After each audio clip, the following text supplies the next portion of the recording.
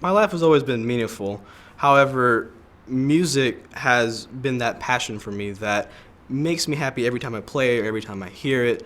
And it brings back memories of my father whenever I listen to it, especially if it's a classical piece by Mozart or Beethoven, because he loved to listen to those. Well, two people really, and they've been very important to me in other things, not just in music, and that's my father and my mother. The reason why is because they told me, I don't care what you do when you're older, Miguel, but if you do anything, I want you to be very passionate about that. And I've taken that to heart and I've implemented it into music, and it's helped me a lot. Music has probably made more life meaningful because it's probably one of the things I find myself I can do well in. Like, I'm horrible in geometry, I'm horrible in chemistry, but when it comes to playing the piano, the harp, or something like that, I feel like I'm in my own element. My first youth orchestra concert, I was like 11 back then, and then we played the Dvorak's New World Symphony. And I remember after that symphony, I was so tired.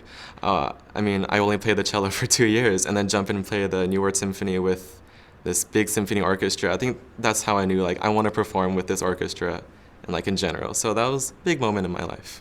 My favorite live performance that I've been a part of, I think we played a Morton Gold jazz type piece at Bass Hall. It was really cool. You never played jazz cello, ever. But for my favorite, like, watching a live performance, it has to be DSO's, Stravinsky's Rite of Spring, and Firebird. They really play those pieces. I guess one of the things that make it more meaningful is that I get to leave a legacy. I get to leave a story behind whenever I'm gone and out to college. People will remember me, hopefully remember me, for all the great things that I've done, that I've said, that I've played. There was. When I was in 6th grade, we had this little instrument tryout night over at one of the elementary schools. And there were just so many 6th grade instruments playing, and it just sounded, I look back now and it sounded so awful because of all the, young players trying to get a sound out of the instruments. But I went in there and I played on the bassoon, and what happened was I played the first note, and then everybody just stopped what they were doing and just turned to me. They were like, whoa, what was that? And I'm pretty sure none of them knew what a bassoon sounded like, so I guess that's kind of why they were like, whoa, what was that? But I guess now it's like I'm with people that know what a bassoon is, what it sounds like, and I hope that one day in the future that I can share what a bassoon is and people could understand the way of the bassoon like I do.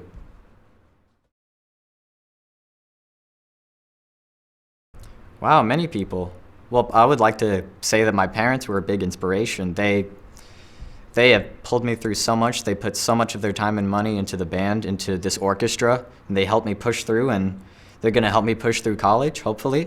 But for the most part, I want to try to, take some responsibility and take some of that for myself. I would also like to thank some of the people in the orchestra, the people that I've sat next to. We just shared some good times, and we shared some great music together.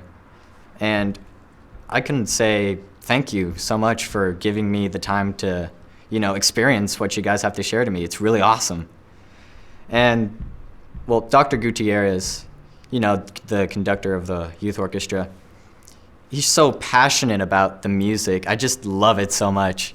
He's like, I don't know, he's like, no, you gotta do this and with this, and he puts so much emphasis on how the music should be played. And that's how I think the music should be played too, how the music should be played too. And I hope that's gonna be me one day, getting to fill Dr. G's shoes and saying that, no, music shouldn't be played like this, but it should be felt more like this.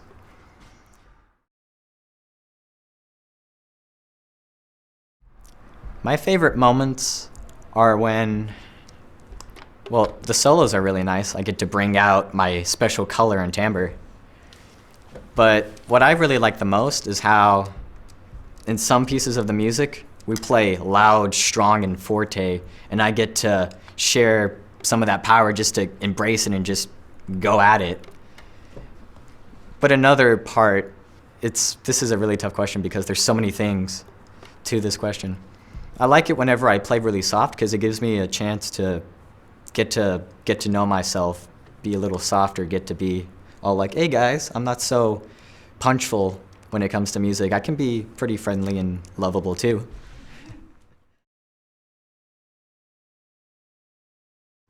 My lesson teacher tells me a lot about how music is the universal language.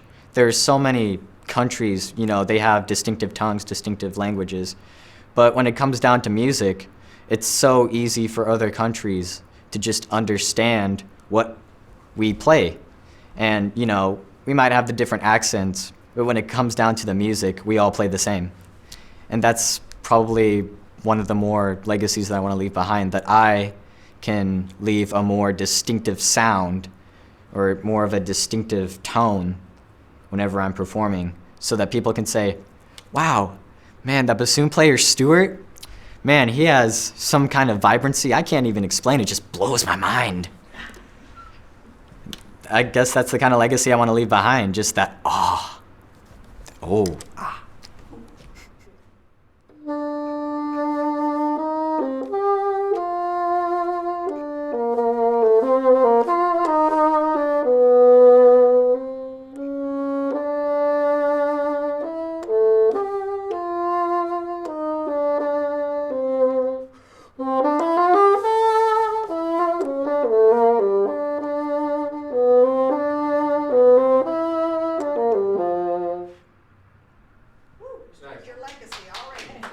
yeah.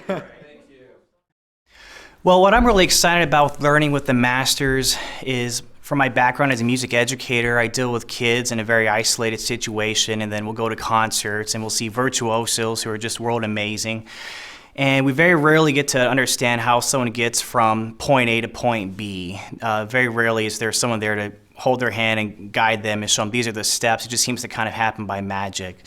So one of the things that I'm really happy to see students be able to see is practical steps of how these artists got from that point A to point B, from being that student holding that violin at the first day of orchestra to being that concert master on the stage. Musicians, no matter what you do as a musician, there was always that moment that kind of sparked your interest as you're hearing from these kids. And that usually happens when they interact with a world-class musician or they hear one on the radio. But what we're going to do with Learning with the Masters is make that a very intimate and personal experience and really celebrate what it means to be a musician and celebrate that interaction between the master and the student, and do it in a way that these young minds are going to really understand what they need to do to get there if that's what they want to do. What you can expect from Learning with the Masters is you're going to meet these musicians, you're going to have a brief master class. It's going to be a fun family event, but more importantly, it's going to be a very personal dialogue between these guest musicians and the children. And it's going to be very meaningful and very emotional. We're not just there to teach them theory that day or to give them any specific piece of knowledge, but to get the big picture across to these young children. And as a music teacher, I'm very excited to be a part of that. In some ways, a performer and an educator, in my opinion, is one and the same, because anytime we come into a concert hall, we give our intimacy to the audience. We're vulnerable, and we show people our idea of how that piece goes and why it goes that way. I'm very proud of the Learning with the Masters program, because in conjunction with our fabulous board and with Director of Education, Eddie Brown, we're able to shine a light in ways really that haven't been done before. The Lonely Art of Practicing is actually a book, and I think that a lot of kids, when they go into a room for hours on end, don't really know how they get from the practice room to Carnegie Hall or wherever they aspire to be.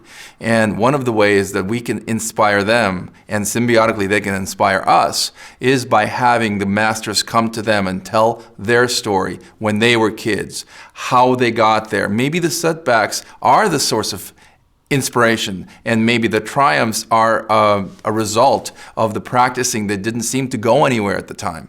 So my feeling is that when we work with Learning with the Masters, what we're doing is really giving a shining light to the road to success and inspiring the kids in many ways as the kids inspire us, because they're really deep thinkers. What is exciting for me is that when I talk to the kids, including my own kids, they sometimes have the most exciting ideas that they're really waiting to share with us.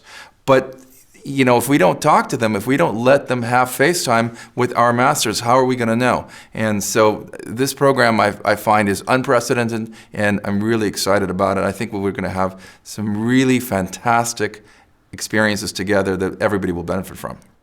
I really feel like when we have the masters play for them, you know, it's nothing like seeing it on YouTube. It's nothing like hearing a recording of it. There's an immediacy about it, and there's a learning that these people get from hearing them really play something from their heart, that's an excerpt perhaps, something that's not being recorded. And that can be as inspirational as going to a fantastic concert and just saying, wow, that takes my breath away. And the opportunity for them to ask them, the kids interviewing our masters, will be a fantastic experience. I'm really excited about it.